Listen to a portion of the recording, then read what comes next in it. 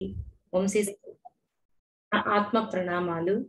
మరి కృష్ణ భగవానుల వారికి నా ఆత్మ ప్రణామాలు, గీతామాతకు ఆత్మ ప్రణామాలు, వేదవ్యాసుల వారికి ఆత్మ ప్రణామాలు. ఈ జూమ్ లో ఉన్న అందరికీ నా నమస్కారాలు.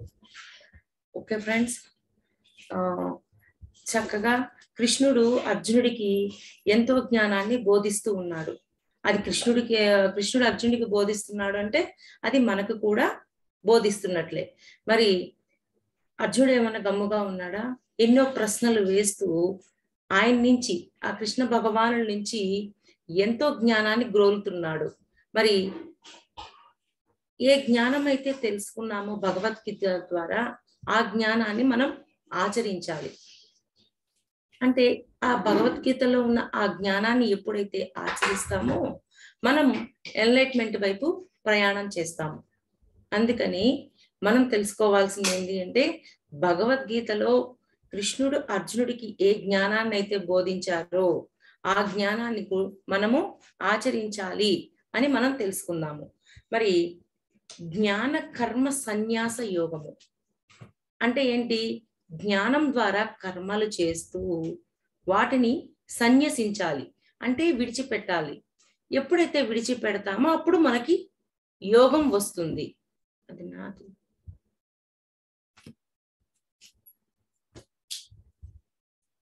అప్పుడు మనకి యోగము అనేది వస్తుంది అని కృష్ణుడు చెప్తున్నాడు.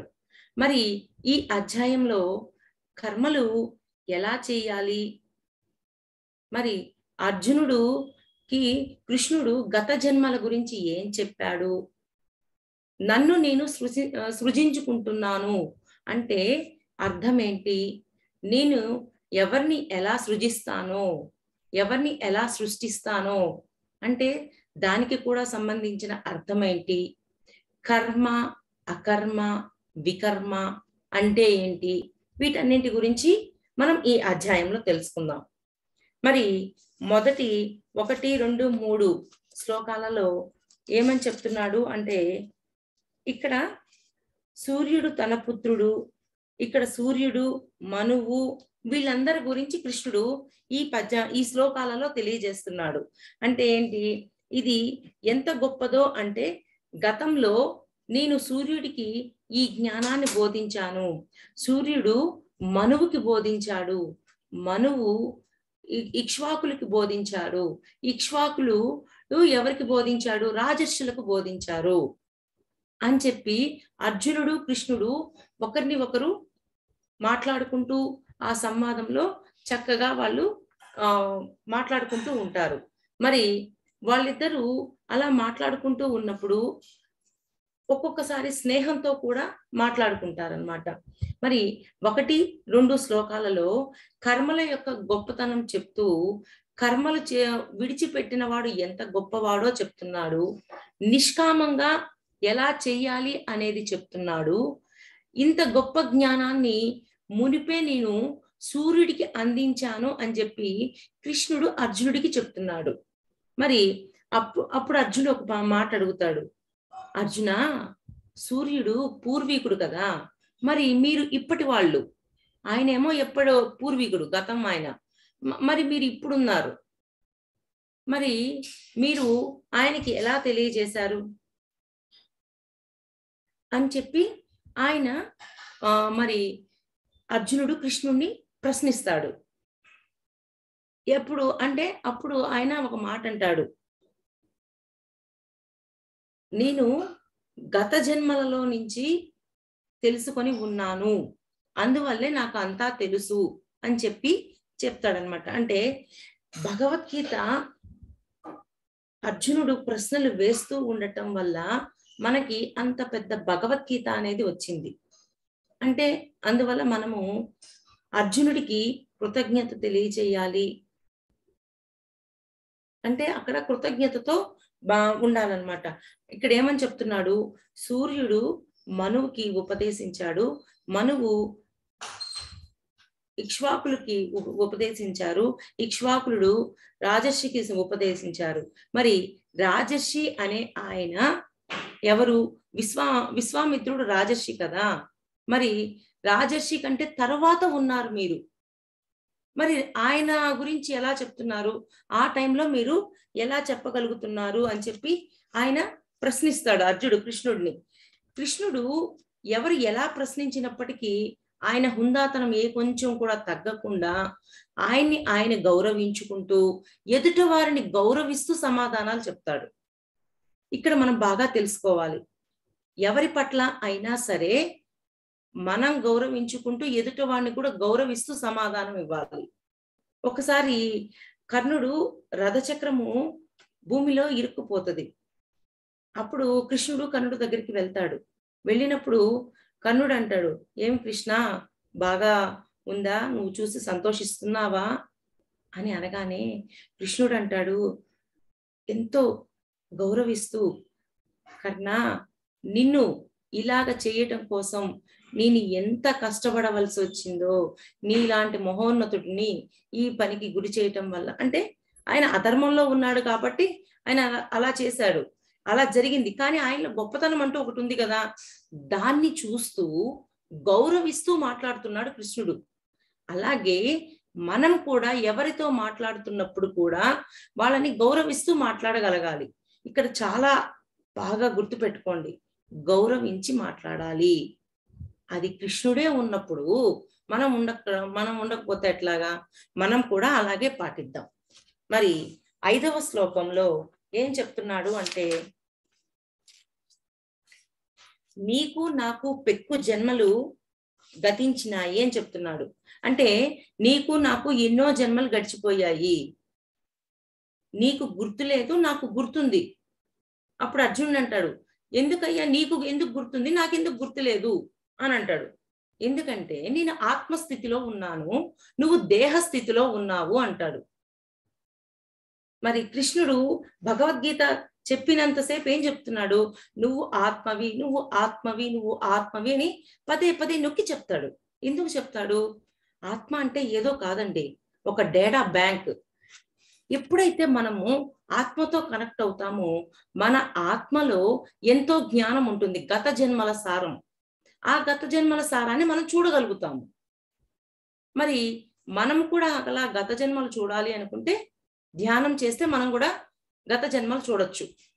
ఇక్కడ ఏం చెప్తున్నా, ఇక్కడ ఒక పాయింట్ అర్థం చేసుకోండి. ఆత్మని అంటే ఏదో అర్థం కాదు. ఆత్మ అంటే మన డేటా బ్యాంక్.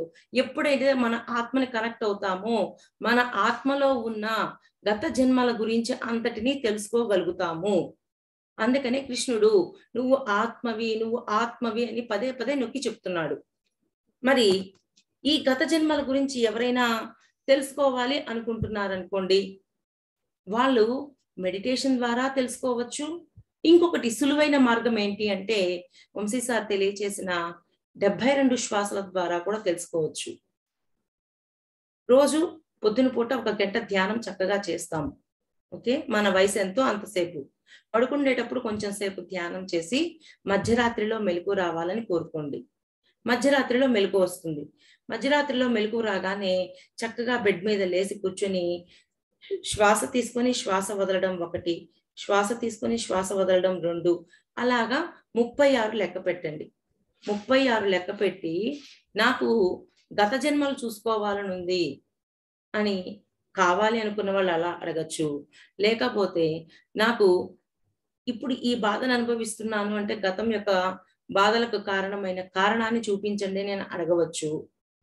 మళ్ళా శ్వాస తీసుకుని శ్వాస వదలడం 1, శ్వాస తీసుకుని శ్వాస వదలడం 2, 36 శ్వాసలు నాకు గత జన్మలు చూడాలని కోరిక ఉంది, గత జన్మలు చూపించండి అని అడగటం. మళ్ళీ 36 శ్వాసలు చేసి పడుకోండి. అప్పుడు కళల ద్వారా మన గత జన్మలను మనం చూసుకోగలుగుతాము. ఎందుకు గత జన్మలు చూసుకోవాలి? ఈ జన్మే శాశ్వతం కాదు. మనం గత జన్మల నుంచి అనుభవాలను కలిగి ఉన్నాము. గత జన్మల నుంచి ఎంతో మంది మహానుభావులని మనం కలిసాము అని మనం తెలుసుకుందాము. అంటే ఈ జన్మ ఒకటే శాశ్వతం అనుకున్నాం అనుకోండి, గత జన్మల్లో జ్ఞానం ఉంటుంది కదా, ఆ జ్ఞానాన్ని మిస్ అవుతాము.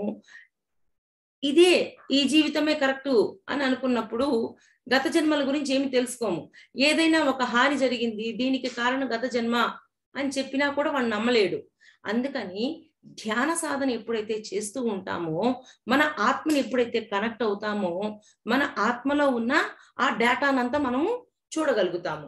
ఈ విధంగా ఆత్మలో ఉన్న ఆ డేటాను చూసినప్పుడు మన గత జన్మల్లో ఎలా ఉన్నాము అని మనకు తెలుస్తాయి. మరి నేను అలాగే కొన్ని జన్మలు చూసుకున్నానండి. ఒక జన్మలో అయితే మరీ దారుణంగా ఒక వ్యక్తిని నిలువుగా నరికిన కర్మను చూసుకున్నాను. అంటే అంత దుర్మార్గంగా ఉన్నాను. ఎంతో ఉన్నతమైన కర్మలు చేస్తూ ఎంతో ఉన్నతమైన జన్మల్ని చూసుకున్నాను. అలాగే మీరు అలా చూసుకోవాలి అనుకుంటే ఈ 72 శ్వాసలని ఫాలో అవ్వండి. ఓకే. ఇది 5వ శ్లోకం. మరి 6, 7, 8, 9, 10, 11 శ్లోకాలలో కొంత జ్ఞానాన్ని మనకి తెలియజేశాడనమాట కృష్ణ భగవానుడు. మరి 7వ శ్లోకంలో ధర్మమునకు హాని కలిగించినప్పుడు నన్ను నేను సృజించుకుందును అని చెప్తున్నాడు. అంటే ఏంటి? నేను అవతరిస్తాను. ఇది ఇలా అవతరించటం వల్ల అవతారం అయింది ఆయనకి. ఇది తెలిసిన వాడు మోక్షం కోసం నన్నే చేరుకున్నాడు. ఒక్క మార్గం కాదు, ఎన్నో మార్గాలున్నాయి. ఎన్నో మార్గాల ద్వారా ఎన్నో పద్ధతుల ద్వారా నన్ను ఎంతో మంది చేరుకున్నారు అని ఇక్కడ చెప్తున్నాడన్నమాట. ఇప్పుడు నారాయణుడు ఉన్నాడు. నారాయణుడు ఒక పూర్ణాత్మ. ఆ పూర్ణాత్మ నుంచి ఒక చిన్న బిడ్డగా భూమి మీదకు వచ్చి ఇక్కడ ఎన్నో పనులు చేసి అన్ని చక్కదిద్ది వెళ్ళిపోతాడు. అంటే అది అవతారం అన్నమాట. ఏంటి? పూర్ణాత్మ నుంచి డైరెక్ట్ గా వస్తుంది అది. మరి ఇక్కడికి వచ్చి అన్ని పనులు పూర్తి చేసి వెళ్ళిపోతాడు. నన్ను నేను సృజించుకుంటాను, తెలిసిన వాళ్ళని సృజించుకుంటాను అంటే కొంతమందిని నేనే సృష్టిస్తాను. అంటే నేను సృజించటం వల్ల వాళ్ళు సృష్టించబడతారు అని చెప్తున్నారు. అంటే ఏంటి? ఇప్పుడు ఎన్నో లక్షల సంవత్సరాలు గడిచిపోయాయి. ఓకేనా? మరి ఎన్నో 5,000 సంవత్సరాల నుంచి ఎప్పటి నుంచో ఎన్నో మారణకాండాలు, మరి నరుక్కోవడాలు, మరి ఒకరిని గౌరవించకపోవడము, కుల మతాలతోటి ఆ కుమ్ములాటలు ఎన్నెన్నో జరుగుతూ ఉన్నాయి. ఒక 1000 సంవత్సరాలు నుంచి ఇవన్నీ జరుగుతూ ఉన్నాయి. కానీ ఒక 200 సంవత్సరాల నుంచి, ఒక 300 సంవత్సరాల నుంచి వీటి యొక్క ప్రభావము తగ్గింది. ఎందుకు తగ్గింది?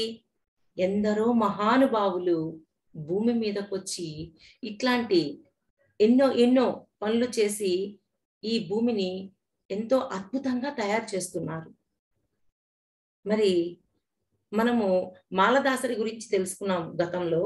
మాలదాసరి టైంలో శూద్రులు దేవాలయం అంతా కడగగా కొన్ని నీళ్లు వస్తాయి, మురికి నీళ్లు. ఆ మురికి నీళ్ళని ఆ కింది జాతి వాళ్ళకి ఇచ్చి వాటిని తాగమనేవాళ్ళు. అంటే ఆలోచించండి ఎంత ఘోరమైన పరిస్థితుల్లో ఉన్నారు. అంతేకాకుండా సతీ సహగమనం. భర్త చనిపోతే భార్య ప్రాణాలతో ఉండగానే అలాగే కూర్చోపెట్టి ఆవిడ్ని కూడా దహనం చేసేవాళ్ళు. ఇంత ఘోరంగా ఉంది.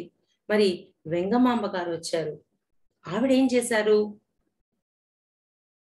భర్త చనిపోయాక వైధవ్యము అనేది అవసరం లేదు, అది దేహానికి మాత్రమే, ఆత్మకి కాదు, దేహానికి ఉండకూడదు అని చెప్పి ఆవిడ ఎంతో ఇక్కడ పాకులాడారు. ఇలాగా ఎంతో మంది మహానుభావులు భూమి మీద ఎన్నో పనులు చేసి ఈ భూమిని దివిగా మారుస్తున్నారు. మరి కొంతమంది వెట్టి వాళ్ళు ఉండేవాళ్ళు. ఇది వరకు రోజుల్లో ఇవి సెప్టిక్ ట్యాంక్స్ అనేవి ఉండేవి కాదు. గుంటలతో వేసేసి మనము టాయిలెట్కి వెళ్ళినప్పుడు దాంట్లోకి వెళ్ళేది. దాన్ని తీసుకొని వెళ్ళి ఊరి బయట పారబోయాల. మరి ఒక క్షణం ఆలోచించండి. వాళ్ళని వెట్టి వాళ్ళు అంటారు. వాళ్ళని ఎలా చూసేవాళ్ళు? అంటరాని వాళ్ళుగా చూసేవాళ్ళు. ఎంత ఘోరమైన పరిస్థితుల్లో ఉన్నామో ఒక్కసారి గమనించండి గతాన్ని. ఎందుకండి గతంలో పని వాళ్ళు వచ్చి పని అంట్లు తోమేసి అన్ని చేసేసాక మళ్ళీ భయం అన్నమాట. వాటిని అంటుకుంటే ఏమైపోతుందో అని వాటి మీద నీళ్లు పోసి మరీ అంట్లు తీసుకుంటూ ఉండేవాళ్ళం. ఎందుకంటే మనం అందరం ఆడవాళ్ళము, ఇలాగే చేశాం కాబట్టి గతంలో దాని గురించి చెప్తున్నాను. అంటే చూడండి వాళ్ళని ఎంత చులకన భావంతో చూస్తున్నామో. వాళ్ళు కూడా దైవమే. వాళ్ళు కూడా అనుభవం కోసమే వచ్చారు అనే జ్ఞానం మనకు తెలియదు కాబట్టి అలా ఉన్నాం. ఎప్పుడైతే ఆ జ్ఞానం తెలుస్తుందో వాళ్ళని కూడా మనం గౌరవిస్తాం. చూడండి, కృష్ణ భగవానుడు ప్రతి ఒక్కరిని గౌరవించి మాట్లాడుతున్నారు. అలాగే మనలో కూడా ఆ గౌరవ భావం అనేది ఉండాలి. అందుకని ఈయనేం చెప్తున్నారు కృష్ణ భగవానుడు, నన్ను నేను సృజించుకుంటాను అంటే ఎవరైతే ఈ మహానుభావులుగా ఉంటారో వాళ్ళందరూ నా స్వరూపాలే అని చెప్తున్నారు. అంతేకాకుండా అమెరికన్స్, బ్రిటిషియన్ వాళ్ళల్లో ఏం చేసేవాళ్ళు అంటే బానిసత్వం చేసేవాళ్ళు. ఆ బానిసత్వాన్ని పోగొట్టడం కోసం ఎంతో మంది ఫ్రీడమ్ ఫైటర్స్ ఎంతో వర్క్ చేశారు. ఆ బానిసత్వం పోవడానికి లాస్ట్‌గా అబ్రహం లింకన్ ఎంతో వర్క్ చేశారు. మన గాంధీజీ, అబ్రహం లింకన్ ఇటువంటి వాళ్ళు ఆ బానిసత్వాన్ని పోగొట్టారు. ఇక్కడ ఏం చెప్తున్నాడు అంటే, ఎప్పుడైతే ధర్మం నశిస్తుందో అప్పుడు నేను వస్తాను ఆ ధర్మాన్ని పునఃస్థాపన చేయడం కోసం అని చెప్పి కృష్ణ భగవానుడు చెప్తున్నారు. అలా అని ఎవరైతే ఇటువంటి మహానుభావులందరూ ఉంటారో వాళ్ళందరూ నా స్వరూపాలే అంటున్నారు. మరి ఇప్పుడు పత్రిజీ సార్ ఎంత వర్క్ చేస్తున్నారు, అందరికీ ఎంతో ధ్యానాన్ని తెలియజేస్తున్నారు. మరి వంశీ సార్ ఎంత వర్క్ చేస్తున్నారు, అందరికీ ఎంతో జ్ఞానాన్ని తెలియజేసి అందరి ఆనందం వైపు నడిపిస్తున్నారు. కర్మ సిద్ధాంతం గురించి చెప్పి వాళ్ళ కర్మలు తొలగిపోయి వాళ్ళు ఎంతో ఆనందంగా ఉండేటట్లుగా చూసుకుంటున్నారు. మరి వీళ్ళు కూడా మహానుభావులే కదా. అలాగే ఇక్కడ ఏదైతే చెప్తున్నానో అది నన్ను కూడా కృష్ణుడు సృజించారు. ఏదైతే వింటున్నారో మిమ్మల్ని కూడా ఆ కృష్ణుడు సృజించారు. అందుకే మీరు ఈ రోజు వచ్చి ఇక్కడ వింటున్నారు. వినడమే కాకుండా మీరు కూడా ఎంతో మందికి ధ్యానం చేయటం, మీరు చేయటం, ధ్యానాన్ని చెప్పటం, జ్ఞానాన్ని సంపాదించటం, ఆ జ్ఞానాన్ని అందరికీ తెలియజేయటం చేయండి. అప్పుడు మనల్ని కూడా ఆ కృష్ణుడు సృజించాడు అనేది మనకు అర్థమవుతుంది. ఓకేనా ఫ్రెండ్స్? ఇట్లాంటి అద్భుతమైన వర్క్ మనం చేద్దాం. మరి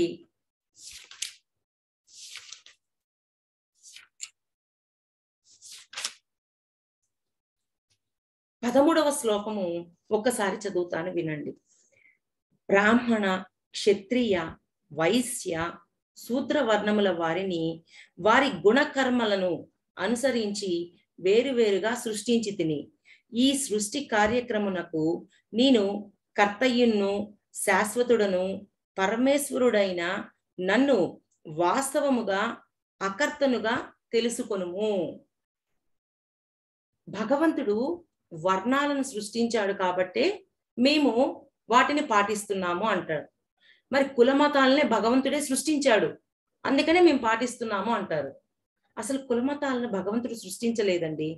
ఇక్కడ ఏమంటున్నాడు అంటే చాతుర్వర్ణం మయా సృష్టం గుణ కర్మ విభాగస్య అంట. అంటే ఏంటి? ఈ చాతుర్వర్ణాలను నేను ఏ విధంగా సృష్టించాను అంటే వర్ణాలను బట్టి, కుల మతాలను బట్టి సృష్టించలేదు, వాళ్ళ గుణాలు, కర్మలను బట్టి సృష్టించాను అని చెప్పి కృష్ణ భగవానుడు మనకి చెప్తున్నారు.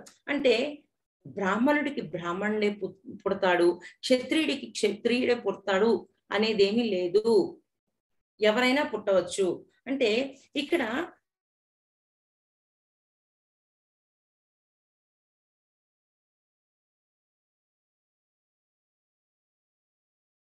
చేసేవాళ్ళు బ్రాహ్మణులు అంటే జ్ఞానాన్ని ఉపదేశించే వాళ్ళు అని, అంటే పండితులు అని.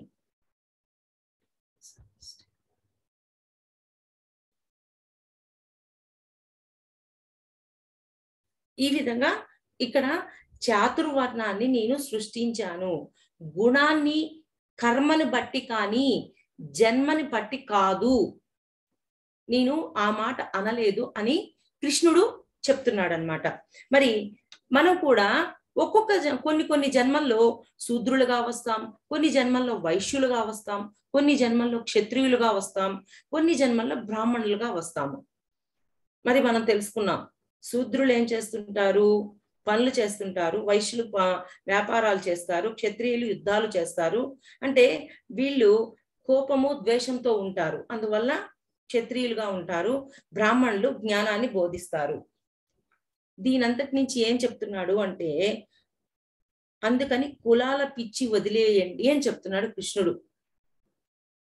గుణాలు కర్మలను బట్టి నేను వర్ణాలను సృష్టించానే తప్ప వాళ్ళ అంటే గుణాలు కర్మలను బట్టి చాతుర్వర్ణాలను సృష్టించాను, అంతేకాని కుల మతాలను బట్టి కాదు అని కృష్ణుడు గట్టిగా చెప్తున్నాడు మనకి. అంటే మన లోపల ఎక్కడైనా కుల మతాల గురించి ఇంకా ఉంది అంటే దాన్ని తీసేయమంటున్నాడు. ఒక్కొక్కసారి కొంతమంది కళల్లో నువ్వు ముస్లింవి, నిన్ను ఇష్టపడను అంటే వాళ్ళ కళలో అలాగా కుల మతాల గురించి ఇంకా లోపల ఎక్కడ మూలంలో అలాంటి భావాలు ఉన్న వాళ్ళని మీ ఆత్మలో ఈ భావం ఉంది అని చూపించేవాళ్ళు. అప్పుడు వాళ్ళు మళ్ళీ భౌతికంలోకి వచ్చాక ధ్యానంలో కూర్చొని వాళ్ళ ఆత్మని గైడ్ చేసేవాళ్ళు. ఏంటి అంటే, నా లోపల ఈ కుల మతాల గురించి ఆ భావాలు ఉన్నాయి, నా ఆత్మలో ఈ భావాలు ఉండకూడదు అని వాళ్ళ ఆత్మని వాళ్ళే గైడ్ చేసుకొని వాళ్ళ లోపల ఉన్న దాన్ని తొలగించుకోవాలి. ఇది ఎందుకు చెప్తున్నాను అంటే, ఇప్పుడు బయట బాగానే ఉన్నాం, ఒక్కొక్కసారి తెలియకుండా మన ఆత్మలో ఉండిపోయి ఉంటాయి, ఆ మూలాలలో ఉంటాయి, వాటిని కూడా క్లీన్ చేసుకోండి. మరి 15వ శ్లోకం గురించి తెలుసుకుందాం. 15వ శ్లోకంలో నిష్కామ భావంతో కర్మలను నాచరింపు అని చెప్తున్నారు. మరి అర్జున, నేను నిష్కామ భావంతోనే కర్మలు చేస్తున్నాను, అలాగే నువ్వు కూడా చెయ్యి అని చెప్తున్నాడు. దుర్యోధనుడు కర్ణుడు ఉన్నారు కదా, వాళ్ళ మీద నాకేమి కసి ద్వేషము ఏమీ లేవు, కానీ వాళ్ళ అధర్మాలు ఎక్కువైపోయినాయి, లిస్టు పెరిగిపోయింది, అందుకని వాళ్ళని సంహరించు అని చెప్తున్నాను అంటున్నారు. మరి కోర్టులో జడ్జి ఉన్నారండి. జడ్జి దోషికి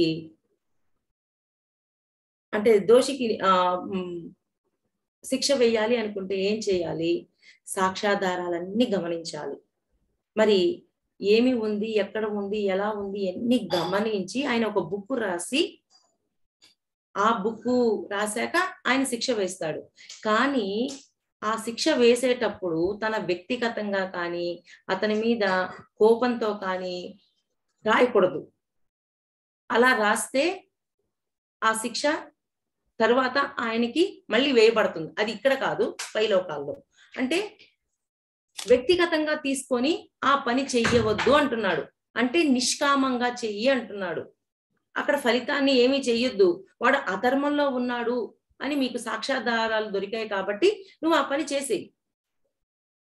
అంతేకాని వాడి మీద ఏదో కోపంతో ద్వేషంతో వాడిని వీడికి శిక్ష పడాలి అని చెప్పి లోపల ఏదో ఒక భావంతో చేస్తే అది నిష్కామం అవ్వదు అని చెప్పి ఇక్కడ చెప్తున్నాడు అనమాట.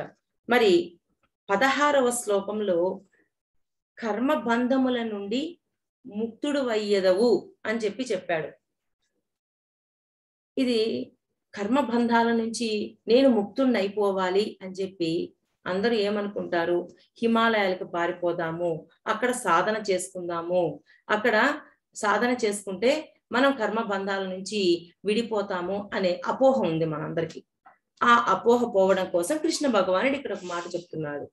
కర్మబంధముల నుండి ముక్తుడు అయ్యెదవు అంటే మనము కర్మయోగంలో కూడా తెలుసుకున్నాం. ఏమని? కర్మను చెయ్యి. ఏంటి కర్మ చేయాలి అంటే ప్రకృతి జనిత కర్మలు అనేవి తప్పకుండా చేయాలి. మరి ఇక్కడ ఉండి ప్రకృతి జనిత కర్మలు చేస్తున్నాం, మరి హిమాలయాల్లోకి వెళ్ళి ఆ కర్మల నుంచి బయటపడిపోదాము, అవి చేయకుండా తప్పించుకుందాము అనుకుంటున్నారేమో.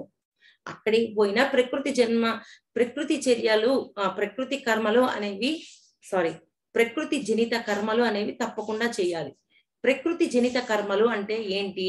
మనం ఇప్పుడు ఉన్నాము, ఆకలి అవుతుంది, అన్నం తింటున్నాము, దాహం వేస్తుంది, మంచినీళ్ళు తాగుతున్నాము, ఇవన్నీ తప్పకుండా చేయాలి, ఎందుకంటే అవి ప్రకృతి జనితాలు. అలానే హిమాలయాల్లోకి వెళ్తే వాటి నుంచి తప్పించుకుంటామా? తప్పించుకోలేము. అందుకని మీరు ఎక్కడికో పారిపోవద్దు, ఇక్కడే ఉండి ఆ పనులు చెయ్యండి అని ఇక్కడ కృష్ణ భగవానుడు ఈ శ్లోకంలో చెప్తున్నాడు. అంటే ఏంటి? సంసారంలోనే నిర్వాణం. ఎప్పుడైతే హిమాలయాల్లోకి వెళ్లకుండా ఇక్కడే ఉంటూ కర్మలు చేస్తూ ఆ సంసారంలోనే నిర్వాణం పొందమని చెప్తున్నాడు. ఒక చిన్న కథ చెప్పుకుందామండి. ఒక వ్యక్తి, నాకు ఈ కర్మ, పిల్లలొద్దు, ఇల్లొద్దు, నేను ఏమి వద్దు, భార్య వద్దు, నేను వీటన్నిటిని వదిలేసి నేను వెళ్ళిపోవాలి అని చెప్పి నిర్ణయంతోటి ఆయన అడవులకి వెళ్ళిపోతాడు ఒక వ్యక్తి.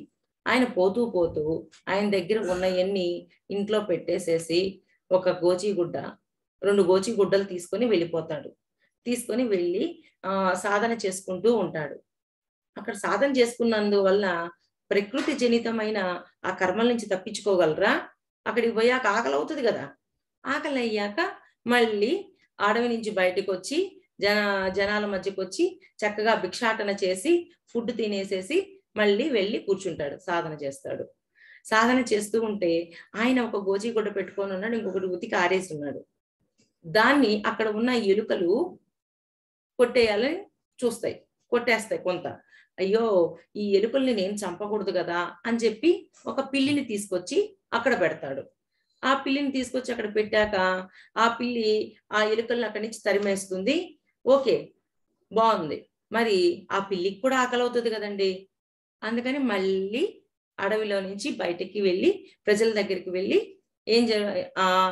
ఆహారం, ఆయనకి కావాల్సిన ఆహారంతో పాటు పిల్లికి కూడా కొన్ని పాలు ఇవ్వండి అని రోజు అడుగుతూ ఉంటాడు. రోజు అడుగుతుంటే రోజు ఇస్తారండి. అలా ఇవ్వకుండా ఒకరు ఒక ఆవుని దానం చేస్తారు. సరే, ఆ ఆవుని తీసుకొని వెళ్ళి ఇంట్లో పెట్టుకుంటారు. అడవిలో ఆయన ఎక్కడున్నాడు అక్కడ కట్టేసుకుంటాడు. మరి ఆవుకి అన్నీ చెయ్యాలి కదా, వాటికి కావాల్సిన మేత వేయాలి, అన్నీ వేయాలి. అలానే ఆయన సాధన చేసుకుందాం అని కూర్చుంటే కుదరదు. లేదు లేదు, నా సాధన దెబ్బతింటుంది అని చెప్పి ఆ ఆవుల్ని అన్నింటినీ చూసుకోవడం కోసం ఇంకొక పిల్లవాడిని తీసుకొస్తాడు. ఎప్పుడైతే ఇంకొక పిల్లవాడిని తీసుకొచ్చాడో ఆ పిల్లవాడు వచ్చాక వాడు ఆటలాడుతూ అక్కడ ఆ పని ఏమీ చూసుకోకుండా వాడు నెగ్లెక్ట్ చేస్తూ ఉంటాడు. అయ్యో, ఈ పనులన్నీ ఎలా చేయాలి అని అనుకుంటూ ఒక స్త్రీని తీసుకొచ్చి పెడతాడు. ఒక స్త్రీని తీసుకొచ్చి పెట్టాక ఆవిడ అక్కడ ఉన్న ఎన్ని చేస్తూ ఉంటుంది. మరి ఈయన వయసులో ఉన్నాడు, ఆమె వయసులోనే ఉంది. మరి మళ్ళీ మొదలకే వస్తుంది. మళ్ళీ వాళ్ళిద్దరికి కలిసి పెళ్ళి అవుతుంది, 2 పిల్లలు పుడతారు. ఆ 2 పిల్లలు పెరిగి పెద్ద అవుతారు. వాళ్ళతో పాటు 2 ఆవులు వస్తాయి. అక్కడ కొంత ప్రదేశం, ఆవులు తినడం కోసం, గడ్డి కోసం అని కొంత ప్రదేశాన్ని ఏర్పరచుకుంటాడు. ఈ విధంగా ఏది వద్దు అనుకుని వెళ్ళాడు, మరి అక్కడికి పోయాక అదే మళ్ళీ పట్టుకున్నాడు. చూడండి, ఒక మాట అక్కడ నాకు చిన్న అంటే ఏంటి, మనము ఎక్కడికో వెళ్ళి ఏదో సాధిద్దాము అనే భావం తీసేసి సంసారంలోనే నిర్వాణం పొందాలి అనే భావాన్ని మన లోపల మనం చెప్పుకోవాలన్నమాట. మరి ఈ విధంగా ఆయన అక్కడికి వెళ్ళి కూడా ఆ ప్రకృతి జనిత కర్మల కోసం మళ్ళీ అన్ని పనులు చేయాల్సి వచ్చింది. మరి ఇక్కడ ఏదైతే తప్పించుకోవాలని వెళ్ళిపోయాడో వాటిని మళ్ళీ అక్కడ మొదలు పెట్టాడు. ఈ విధంగా అంటే జ్ఞాన కర్మ సన్యాసం, జ్ఞానంతో కర్మలు చేసి విడిచిపెట్టు అంటున్నాడు. ఈ అధ్యాయము పేరే అదనమాట. అందుకని ఏంటి, ఈ విధంగా 16వ శ్లోకంలో కర్మ బంధముల నుండి ముక్తుడు అయ్యదవు అని చెప్పారనమాట. మరి తర్వాత 16, 17 వికర్మ గురించి కూడా చెప్పాడు. వికర్మ అంటే దుష్కర్మలు చేయవద్దు అని చెప్తున్నాడు ఇక్కడ.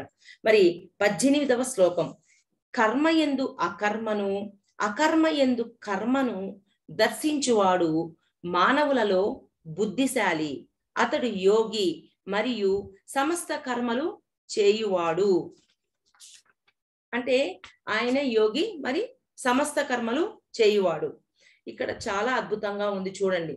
ఇది కర్మ యందు అకర్మ, అకర్మ యందు కర్మ. కర్మ చేశాము, పరమాత్మ నా చేత చేయించాడు అని ఫలాపేక్ష లేకుండా చేశాము. చేశాక మళ్ళీ గమ్ముకుంటామా? మనం 100 మందికి నేను ఫలాపేక్ష లేకుండా చేశాను అని చెప్పి డప్పేసుకుంటాం. ఎప్పుడైతే డప్పేసుకున్నామో ఏమవుతుంది, అది కొత్త కర్మే కూర్చుంటుంది. కానీ ఇక్కడ ఏం చెప్తున్నాడు అంటే, కర్మ యందు అకర్మ, అకర్మ యందు కర్మను దర్శించు అని చెప్తున్నాడు. ఇప్పుడు మనము ఒక కర్మ చేశాము, ఆ కర్మ ఫలితం లేకుండా ఆశించకుండా చేశాము, అంటే భగవంతుడి మీద వేసి చేశాము కాబట్టి అది అకర్మ అయింది. అకర్మ అయినప్పటికీ కూడా దాన్ని వదిలేయకూడదు, బాధ్యతతో ఇంకా ముందుకు తీసుకెళ్ళాలి అని చెప్తున్నాడు ఇక్కడ. అంటే ఇప్పుడు బాధ్యత ఎప్పుడైతే చేస్తూ ఉంటామో అది మనం ముందుకు వెళ్తూ ఉంటుంది. మరి ఆ బాధ్యతతో చేస్తున్నామా చేయడం లేదా అనేది మనం గమనించుకోవాలి. మరి మనం ఒక 100 మందికి భోజనాలు పెట్టామండి, ఫలితాన్ని ఏమీ ఆశించలేదు, కానీ ఫలితం అంటూ ఒకటి వస్తుంది. కొంతమంది విమర్శిస్తారు, కొంతమంది పొగుడుతారు. అదంతా పట్టించుకోకుండా అక్కడ 100 మందికి భోజనాలు పెట్టాము, అన్ని వాళ్ళకి సమకూరాయా లేదా, వాళ్ళకి కావాల్సినవి అన్ని వచ్చాయా లేదా అని గమనించుకొని ఇంకా ఏమైనా మార్పులు చేర్పులు చేయాలని ఆలోచించి మరలా ఆ కర్మను ప్రొలాంగ్ చేయాల, బాధ్యతగా తీసుకొని మళ్ళీ చెయ్యాల. అంటే ఇక్కడ ఏం చెప్తున్నాడు, కర్మలో అకర్మ, అకర్మలో కర్మ. ఈరోజు వంశీ సార్ ఉన్నారు, ఆయన తపోవనం సృష్టించాలి అనుకున్నారు, తపోవనం కట్టారు. తపోవనం కట్టే టైంలో ఆయనకి ఎన్నెన్నో ఎదురైనవి. ఆ స్థల దాతకి కూడా ఎన్నెన్నో మాటలు చెప్పి అక్కడ ఎందుకు ఇస్తున్నావు అని చెప్పి ఎన్నెన్నో వచ్చినాయి. లేదు లేదు నువ్వు అద్భుతమైన కార్యక్రమం చేస్తున్నావు అని పొగిడిన వాళ్ళు కూడా ఉన్నారు. ఈ రెండింటిని పట్టించుకోకుండా సారు అక్కడ ఎందుకు సృష్టించాలి అనుకున్నాను, అందరికీ ఆనందంగా ఉండాలి అని, కర్మలను క్లియర్ చేసుకోవడానికి ఒక ప్రదేశం కావాలి అని దాన్ని సృష్టించారు. దాని మీద దృష్టి పెట్టాడు కాబట్టి ఈ రోజు ఆ తపోవనం ఎంతో పెద్దదిగా అయ్యింది. అదే కానీ దాని మీద దృష్టి పెట్టకుండా ఆ తపోవనం ఆగిపోవాలని చెప్పి ఎంతో మంది విమర్శించిన వాళ్ళ మీద దృష్టి పెట్టుండుంటే ఈ రోజు ఆ తపోవనం ఇంత పెద్దదిగా తయారయ్యేదే కాదు. అంటే ఇక్కడ ఏం తెలుసుకోవాలి, కర్మ యందు అకర్మను, అకర్మ యందు కర్మను దర్శించువాడు అంటే ఇక్కడ ఏంటి, బుద్ధితో వ్యవహరించు అని చెప్తున్నాడు. ఈ పాయింట్ మీరు బాగా అర్థం చేసుకోండి. అంటే అక్కడ కర్మ చేశాను, ఫలితం ఆశించకుండా చేశాను, అప్పుడు అది అకర్మ అయ్యింది. అకర్మ అయ్యింది కదా అని చెప్పి బాధ్యత వదిలేయకుండా ఆ కర్మని ఇంకొంచెం ప్రొలాంగ్ చేస్తూ తీసుకొని ముందుకు వెళ్ళాలి. అలాగే ఇప్పుడు పత్రిస్ సార్ ఉన్నారు, అలాగే ఆయన వదిలేసి ఉండుంటే ఇన్ని పిరమిడ్లు ఏర్పడ్డాయివా? లేదు, ఆయనకి ఎన్నో ఎదురైనవి, వాటిని వదిలేసేసి ఆయన ఏం చెయ్యాలి అనుకుంటున్నారో ఆ సంకల్పంతో ముందుకెళ్ళారు. అందుకని వాటి గురించి ఆలోచించొద్దు, మీ బాధ్యతని ముందుకు తీసుకొని వెళ్ళండి అని చెప్పి ఇక్కడ కృష్ణుడు మనకి అద్భుతంగా తెలియచేస్తున్నారు. అంటే ఇక్కడ బుద్ధిని వ్యవహరించమని చెప్పి చెప్తున్నాడు. మరి ఇది 18వ శ్లోకం. 19వ శ్లోకం ఇది చాలా చాలా చాలా ఇంపార్టెంట్ మన జీవితంలో.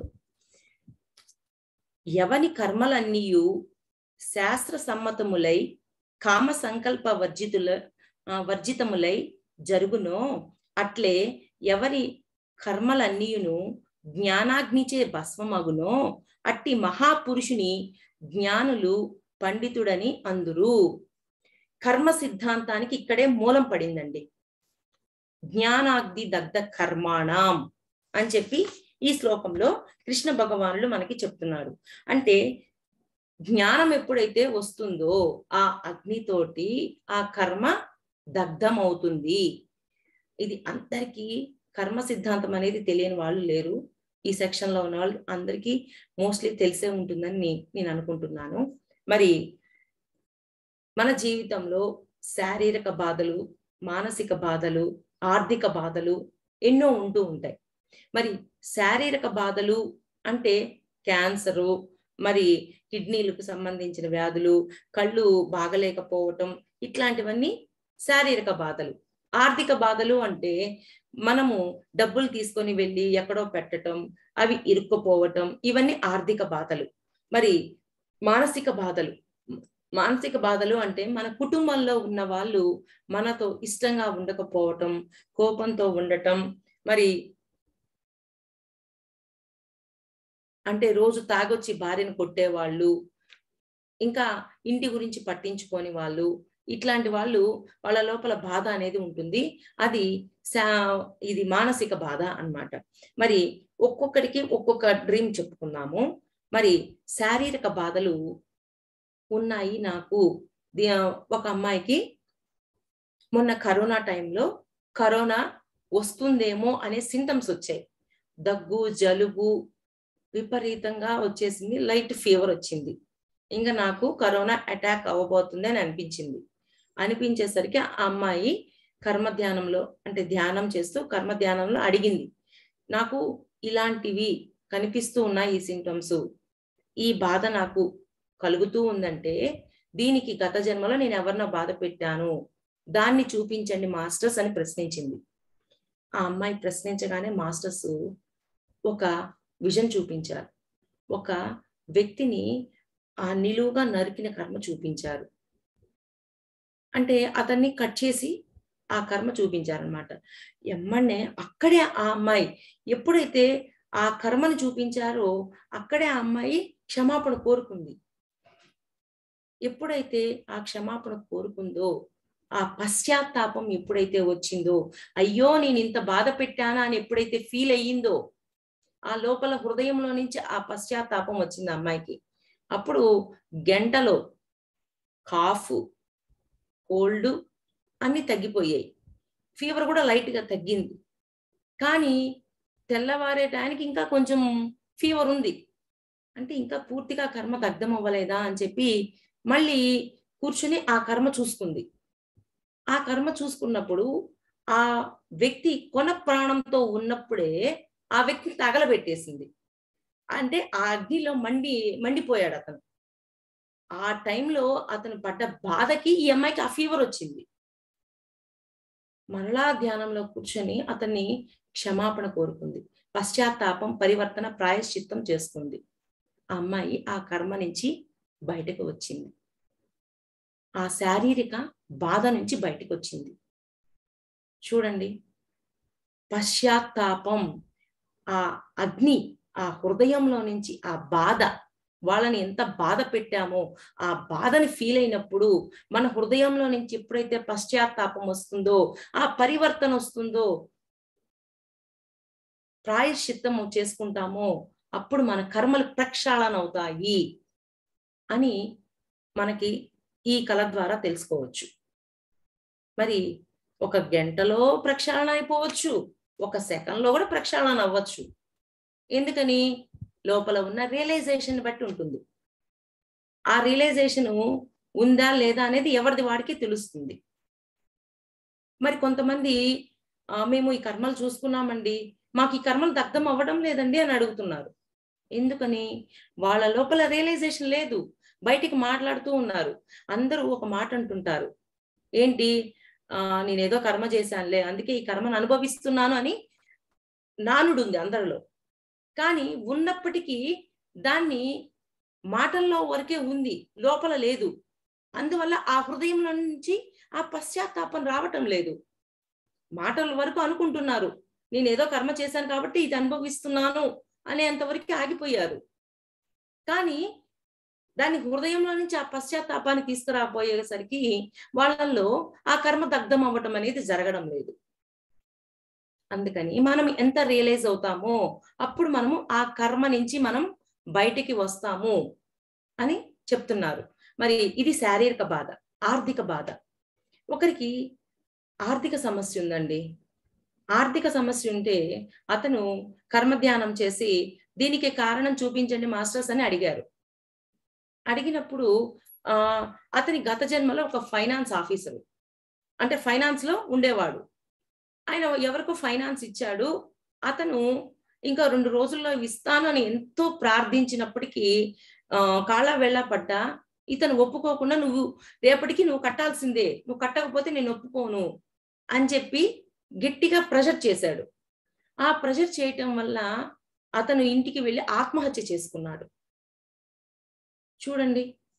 ఆ ప్రెషర్ చేయకుండా అతను ప్రాధేయపడ్డాడు కదా, 2 రోజులు టైం ఇవ్వండి అని. ఓకే అయ్యా, ఎలాగోలా చెప్పుకుంటానులే నా పై ఆఫీసర్కి అని ఉంటే ఏముండేది కాదు. నువ్వు కడతావా చస్తావా అని కూర్చున్నాడు. ఆయన కట్టలేక చనిపోయాడు. అది ఈ రోజు వాళ్ళ జీవితంలో ఆర్థిక సమస్యగా వాళ్ళ ముందుకొచ్చిందండి. ఎప్పుడైతే వాళ్ళు కర్మ ప్రక్షాళన చేశారో వాళ్ళ ఆర్థిక సమస్య నుంచి బయటపడ్డారు. మరి శారీరక బాధ, ఆర్థిక బాధ గురించి తెలుసుకున్నాం. మానసిక బాధ. ఒక మేడం ఉన్నారు.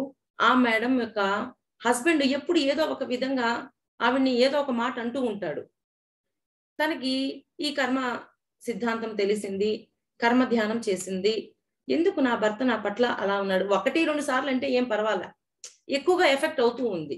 ఎందుకు ఇలా ఉన్నాడు అని క్వెషన్ చేసుకున్నప్పుడు కర్మ ధ్యానంలో తన కలలో ఒక మామ ఒక కోడల్ని విపరీతంగా హింసిస్తున్నాడు. నేను చెప్పిన మాట నువ్వు వినవా? ఎందుకు వినవు? అని విపరీతంగా కొడుతూ ఉన్నాడు. అది గతాంది. కానీ ప్రెజెంటు ఆ బాధ అనుభవిస్తున్న అమ్మాయి ఆ ప్రదేశంలోకి వెళ్ళి ఆ కోడల్ని ఏం చెప్తుందంటే, నువ్వు వెళ్ళిపో, అతను వచ్చాడంటే నిన్నేదో ఒకటి చేసేస్తాడు, నువ్వు పారిపో అని చెప్పి ఆ అమ్మాయిని పంపించేస్తుంది. అలాగా ఆ అమ్మాయి పారిపోయింది. ఏంటి, గత చైతన్యంలో ఎవరు ఉంది? ఆ కొట్టే వ్యక్తి ఎవరు? ఇప్పుడు ప్రశ్న అడిగింది కదా, ఎందుకు నా భర్త ఇలా ఉన్నాడు అని. ఆ అమ్మాయి ఆ మామగారు. ఆ కోడలుగా ఉన్నది ఎవరు? ఆవిడ భర్త. అంటే గత జన్మలో అలాగా హింసించావు, అందుకే ఈ రోజు నీ భర్త ఇలాగా మాటలతో బాధ పెడుతున్నాడు నిన్ను అని మాస్టర్స్ తనకి ఆ కళను చూపించారు. ఎప్పుడైతే ఆ అమ్మాయి కర్మ ప్రక్షాళన చేసుకుందో తన భర్త మారిపోయాడు. ఇక్కడ ఏం చెయ్యాలి అంటే, గతంలో గత చైతన్యం బాధ పెట్టింది. ఓకే, ఆ గత చైతన్యాన్ని అంటే బాధ పడింది కదా, ఆ గత చైతన్యాన్ని క్షమాపణ కోరుకోవాలి. అది ఆత్మలో ఉంటుంది కాబట్టి అక్కడ క్షమాపణ కోరుకోవాలి. ఇక్కడ తన భర్త అలా ప్రవర్తిస్తున్నప్పుడు క్షమించాలి. ఎందుకని? ఈ జీవుడికి తెలియదు కదా, ఆత్మ ఏం చెప్తే ఈ జీవాత్మ అది చేస్తుంది. అందుకని ఆ జీవుడికి తెలియదు కాబట్టి ఇక్కడ క్షమించాలి, అక్కడ ఆత్మని క్షమాపణ కోరుకోవాలి. ఆ విధంగా ఆ అమ్మాయి శారీరక బాధ నుంచి బయటకు వచ్చి అంటే మానసిక బాధ నుంచి బయటకు వచ్చిందండి. అంటే ఇక్కడ ఏం చెప్తున్నారు? మనం ఏదైతే బాధపడుతున్నామో అది బాధ పెట్టామో అనేది గుర్తుపెట్టుకోవాలి అని చెప్పి చెప్తున్నారు. మీ జీవితంలో కష్టాలు పోగొట్టుకోవాలి అంటే ఇది ఒక్కటే మార్గం. జ్ఞానాగ్ని దగ్ధ కర్మాణం అంటే కర్మ ప్రక్షాళన ద్వారా మన జీవితంలో ఉన్న ఎన్నో కర్మలను దగ్ధం చేసుకొని మనం ముందుకు వెళ్ళి ఆనందమయ జీవితాన్ని గడపవచ్చు. ఓకే ఫ్రెండ్స్, మళ్ళీ 20వ శ్లోకం గురించి తెలుసుకుందాం. 20వ శ్లోకంలో ఆశ్రయ రహితుడై అన్న పదము, నిత్యతృప్తుడైన పదము ముఖ్యమైనవి.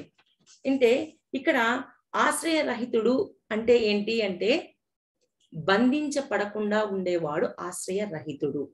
నిత్యతృప్తుడు అంటే ప్రతి దానిలోనూ తృప్తి వెతుక్కుంటాడు. ఏమి చేసినా సరే దానిలో తృప్తి ఉంటుంది ఆయనకి, అంటే హ్యాపీనెస్ ఉంటుంది. మనం ఏమనుకుంటాము, ఎంతో డబ్బులుండి కారు ఉండి అన్ని ఉన్నప్పుడు వాళ్ళు తృప్తిగా ఉంటారు అని అనుకుంటున్నాము. కటిక పేదవాడు తృప్తిగా ఉండడు, ఎంతో ఆస్తి ఉన్నవాడు తృప్తిగా ఉండడు. అంటే కటిక పేదవాడు హ్యాపీగా ఉండడు, ఎంతో ఆస్తి ఉన్నవాడు హ్యాపీగా ఉండడు. ఎవడైతే తృప్తిగా ఉంటాడో వాడి జీవితంలో వాడు హ్యాపీగా ఉంటాడు అని కృష్ణ భగవానుడు ఇక్కడ మనకి చెప్తున్నాడు.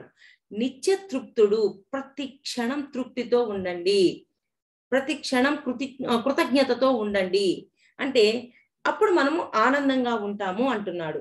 ఎప్పుడైతే ఆనందంగా ముందుకు వెళ్ళినా వాళ్ళను కృష్ణుడు ఏమంటున్నాడు అంటే, అలా ఉన్నవారు కర్త కాదు అంటున్నారు. ఎప్పుడైతే తృప్తితో ఉన్నాము అనుకోండి, కొత్త కర్మలు చెయ్యం కదా, ఆ కర్మలకు మనం బాధ్యులము కాదు అని చెప్పి ఇక్కడ కృష్ణ భగవానుడు చెప్తున్నారు. మరి 21వ శ్లోకం తెలుసుకుందాం. ఇది ఒక్కసారి చదువుతాను. అంతఃకరణమును శరీరేంద్రియాలములను జయించిన వాడు సమస్త భోగ సామాగ్రిని పరిత్యజించిన వాడు ఆశారహితుడు అయిన సాంఖ్యయోగి కేవలం శారీర కర్మలను ఆచరించును, పాపములను పొందడు. ఎంత బాగా చెప్పాడో చూడండి ఇక్కడ కృష్ణ భగవానుడు. కర్మ ఎవరిని అంటుతుంది, ఎవరిని అంటదు అంటే తృప్తి ఉన్నవాడిని అంటుకోదు. ఎందుకంటే వాడు ఇంకా కర్మలు చేయడు కదా. అంటే కర్మలు చేయడు అంటే విపరీత వ్యామోహంతో వాటితో చేయడు, తృప్తితో చేస్తూ ఉంటాడు. ఏది అవసరమో అంతవరకు, అంటే ప్రకృతి జనిత కర్మలు మాత్రమే చేస్తూ ఉంటాడు. ఒకసారి మరి మహాభారత యుద్ధం జరిగిపోయింది, అంతా జరిగింది. అందరూ చాలా మంది ధర్మరాజుతోటి వీళ్ళందరితోటి మీరు ఎంతో మందిని చంపారు, మీకు ఎంతో పాపం అంటింది, మీరు పుణ్యతీర్థాలకు వెళ్ళి స్నానాలు చేసి ఆ పాపాన్ని కడుక్కొని రండి అని ఎంతో మంది చెప్తారు. అప్పుడు వీళ్ళు ఈ పాండవులు కృష్ణుడి దగ్గరికి కూడా వెళ్ళి, కృష్ణ నువ్వు కూడా రా, అందరం కలిసి వెళ్దాము, వెళ్ళి పుణ్యతీర్థాల్లో స్నానం చేసి వద్దాము అని చెప్పి చెప్తాడు. వీళ్ళు కృష్ణుడికి చెప్పగానే కృష్ణుడు ఒక నవ్వు నవ్వి, నేను రాలేను, నాకు ముఖ్యమైన పని ఉంది, మీరు వెళ్ళండి అని చెప్పి చెప్తాడు. ఇదంతా ఎవరు చెప్తున్నారు? ధర్మరాజు యొక్క ఆ సలహాదారుడైన ధౌమ్యుడు, ఆయన ఒక బ్రాహ్మణుడు ఇదంతా చెప్తున్నాడు. ఎంతో కొంతమంది చెప్తూ ఉన్నారు. కృష్ణుడిని రమ్మన్నప్పటికీ ఆయన రాడు. రాకుండా ఆయన ఒక సొరకాయ ఇచ్చి పంపిస్తాడు. పాండవులతోటి చక్కగా వెళ్ళి పుణ్యతీర్థాలలో స్నానాలు చేసి అన్నీ చేసి ఇంటికి వస్తారు. ఇంటికి వచ్చాక కృష్ణుడికి చెప్తాడు, మేమన్నీ తీర్థయాత్రలు తిరిగాము, పుణ్య స్నానాలు చేశాము అని చెప్తే ఆ సొరకాయ ఇస్తుంటే సొరకాయ కూరలో వేయండి అని చెప్పి చెప్తాడు కృష్ణుడు. సరే అని ఆ సొరకాయ కూర చేస్తారు. చేయగానే అది చేదుగా ఉంటుంది.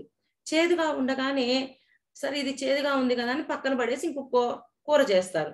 అది వచ్చి వీళ్ళు కృష్ణుడితో చెప్తాడు, కృష్ణ సొరకాయ చెడిపోయింది, చేదుగా ఉంది, అందుకని వేరే కూర చేశాము అని చెప్తాడు. అవునా, ఎందుకు కృష్ణ అలాంటి సొరకాయ ఇచ్చావు అంటే, సొరకాయ ఇచ్చేటప్పుడు అది చేదుగా ఉంది, అది నాకు తెలుసు అంటాడు. ఎందుకు అలాంటి సొరకాయ నాకు ఇచ్చారు అంటే, మీరు పాపం చేశాము, పాపం వల్ల మేము పోయి పుణ్యస్నానాలు చేస్తే మాకు పాపం పోతుంది అన్నారు, అలాగే ఈ చేదు సొరకాయని తీసుకొని వెళ్ళి స్నానాలు చేస్తే దీని చేదు పోతుందేమో అనుకున్నాను అంటాడు. అవును, చేదు పోలేదా? అయితే మీ పాపాలు ఏమాత్రం పోయి ఉంటాయి? మీ పాపాలు కూడా పోలేదయ్యా అని చెప్పి కృష్ణుడు చెప్తాడు. నేను ముందు చెప్పాను, ఏంటి యుద్ధం చేస్తున్నావు, ఎందుకని చేస్తున్నావు? అధర్మంలో ఉన్నారు, వాళ్ళ లిస్టు పెరిగిపోయిందని చేశావు, నిష్కామంగా ఉన్నావు, మరి ఈ రోజు ఎందుకు మళ్ళీ బాధపడుతున్నావు? నేను ఇలా చేశాను అని చెప్పి ఎందుకు అనుకుంటున్నావు అని చెప్పి అర్జునుడితో కృష్ణుడు అంటాడు. అసలు గంగా స్నానం చేయమంటారు, మరి గంగా స్నానం చేయాలి అంటే ఏంటండి? ఇప్పుడు కాశీలో ఎంతో మంది ఉన్నారు, వాళ్ళు రోజు గంగా స్నానం చేస్తున్నారు, అది వాళ్ళ పాపాలు పోయినాయా? పోలేదు. కానీ ఆది శంకరాచార్యులు గారు ఒక మాట అంటారు, గంగా జలాన్ని ఒక్క చుక్క అయినా సేవించు అన్నారు. గంగా జలాన్ని ఒక్క చుక్క సేవించు అంటే ఇక్కడ అర్థం ఏంటి అంటే, ఎప్పుడైతే మనం ధ్యానం చేస్తామో ఆ కాస్మిక్ ఎనర్జీ మన లోపలికి వెళ్తుంది. ఆ కాస్మిక్ ఎనర్జీ అనేది లిక్విడ్ కాస్మిక్ ఎనర్జీగా ఫామ్ అవుతుంది, అది గొంతులో వస్తుంది, అది ఒక చుక్కగా మనకు అందించబడుతుంది అంటాడు. గంగా జలాన్ని ఒక్క చుక్కైనా సేవించు, భగవద్గీతలో ఒక శ్లోకాన్నైనా అధ్యయనం చేయి, అప్పుడు నీకు మోక్షం వస్తుంది అంటున్నారు శంకరాచార్యులు గారు. మోక్షం వస్తుంది అని చెప్పారు. మనం భగవద్గీత పద్యాలు అంటే ఆ శ్లోకాలు బట్టి పడతామే తప్ప తాత్పర్యం తెలుసుకోము. ఇదంతా ఎందుకు? ఇందాక చెప్పుకున్నట్టు జ్ఞానాగ్ని దగ్ధ కర్మాణం అనే శ్లోకం తెలుసుకున్నామే అనుకోండి, మనం అసలు ఆ తాత్పర్యాన్ని తెలుసుకున్నామే అనుకోండి, కర్మలు ఎలా ఆచరించాలి, గత కర్మలు ఎలా దగ్ధం చేసుకోవాలి, ఇప్పుడు కర్మల్ని ఎలాగా ఆచరించాలనేది మనకు అర్థమవుతుంది. అప్పుడు మనకి మోక్షం రానే వస్తుంది.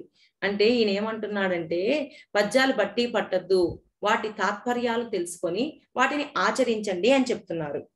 మరి ఇక్కడ జ్ఞానాగ్ని దగ్ధ అంటే జ్ఞానము అనేది వచ్చినప్పుడు కర్మ అనేది దగ్ధమవుతుంది. స్నానాలు చేయటం వల్ల, మంత్రాలు వల్లించటం వల్ల, జపాలు చేయడం వల్ల, వీటన్నింటి వల్ల కర్మ దగ్ధం అవ్వదు, పలచబడుతుంది. పుణ్యకర్మలు చేసినప్పుడు కూడా కర్మ పలచబడుతుందే కానీ మూలంలో నుంచి పోదు. మూలంలో నుంచి పోవాలి అంటే మనకు జ్ఞానం వస్తేనే మూలం నుంచి పోతుంది కర్మ అని ఇక్కడ కృష్ణుడు అద్భుతంగా చెప్తున్నాడు. మరి శారీరక కర్మలు చేయకుంటే పాపం అంటదు అంటే మళ్ళీ పాపం పోవడానికి తీర్థయాత్రలకు వెళ్తున్నారు ఎందుకు? అసలు శారీరక కర్మలే మీరు చేయలా, ఆల్రెడీ అక్కడ అధర్మం జరుగుతుంది కాబట్టి చేయమని చెప్పాను, అక్కడ పాపమే అంటలేదు, కానీ మీరెందుకు పాపం అంటిందని చెప్పి మళ్ళీ తీర్థయాత్రలకు వెళ్ళారు అని చెప్పి కృష్ణుడు అర్జునుడిని అడుగుతున్నాడు. ఇక్కడ కర్మ సిద్ధాంతము మన లోపల ఉన్న ఉద్దేశాన్ని గమనిస్తుంది. ఇంతగా మనము అనుకున్నాము ఏంటి, అంతఃకరణము ఇంద్రియాలు ఎప్పుడైతే వశపరుచుకుంటామో అంటే మన ఇంద్రియాలని ఎప్పుడైతే బ్యాలెన్స్ చేసుకుంటామో మన లోపల కామం పట్ల ఒక అవగాహన వస్తుంది, కామాన్ని మార్చుకుంటాము, అప్పుడు మనం కంట్రోల్ అయిపోతాము. ఎప్పుడైతే కంట్రోల్ అయిపోతాం మనం యోగులుగా తయారవుతాము.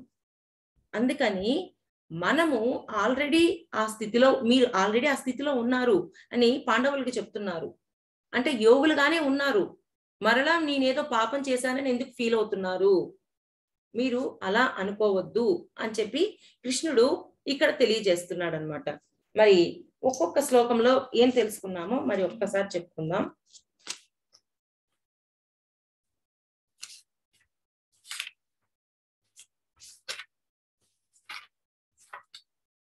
ఒకటి, 2, 3 శ్లోకాలలో ఏం చెప్తున్నారు అంటే,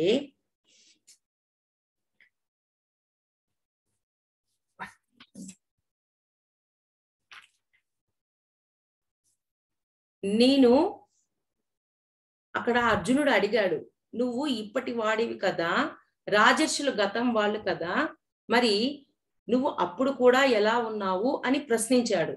అంటే మనకి గత జన్మలు ఉన్నాయి అని తెలియజేయడం అనేది 3, 4 శ్లోకాల ద్వారా కూడా మనకి 5వ శ్లోకం ద్వారా తెలియజేయబడింది అనమాట.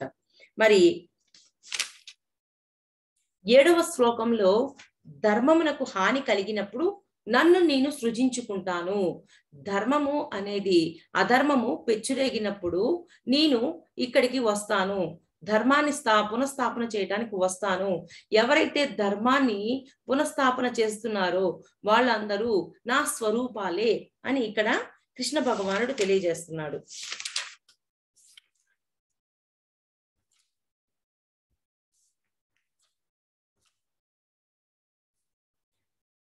పదమూడవ శ్లోకంలో ఏమంటున్నారు అంటే, బ్రాహ్మణుడు, క్షత్రియుడు, వైశ్యుడు, శూద్రుడు ఇవన్నీ వర్ణాల నుంచి, కుల మతాల నుంచి నేను సృష్టించలేదు, వాళ్ళ యొక్క గుణ కర్మల నుండి సృష్టించానే తప్ప జన్మల నుండి నేను సృష్టించలేదు అని తెలియజేస్తున్నాడు 13వ శ్లోకంలో. 14వ శ్లోకంలో మరి 15వ శ్లోకంలో నిష్కామ భావంతో కర్మలను ఆచరింపు, ఫలితం ఆశించకుండా నేను ఏ విధంగా అయితే కర్మలు చేస్తున్నానో నువ్వు కూడా అదే విధంగా కర్మలు చెయ్యి అని చెప్తున్నాడు.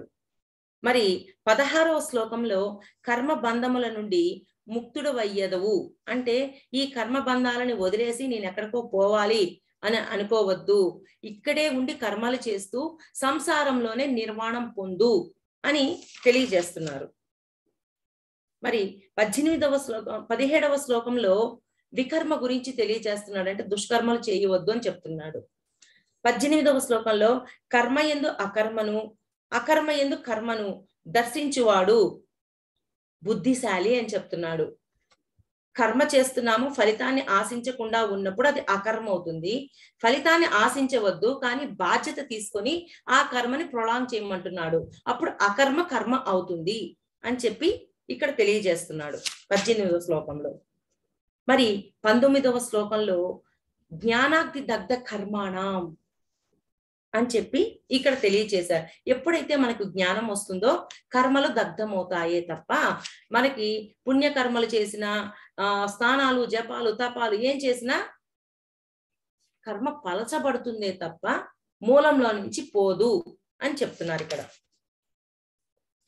20వ శ్లోకంలో ఆశ్రయరహితుడై నిత్యతృప్తుడై ఉండాలి అని చెప్తున్నాడు. బంధముల నుండి అంటే నిత్యతృప్తుడు, ఎప్పుడు తృప్తితో ఉండు. ఎప్పుడైతే నువ్వు తృప్తితో ఉంటావో ఎప్పుడు హ్యాపీగా ఉంటావు అని చెప్పి ఈ శ్లోకంలో తెలియజేస్తున్నాడు. 21వ శ్లోకంలో అంతఃకరణము శరీరేంద్రియములను జయించమని చెప్తున్నాడు. శరీర ఇంద్రియములను జయించాలి అని చెప్తున్నాడు. అంటే ఏంటి?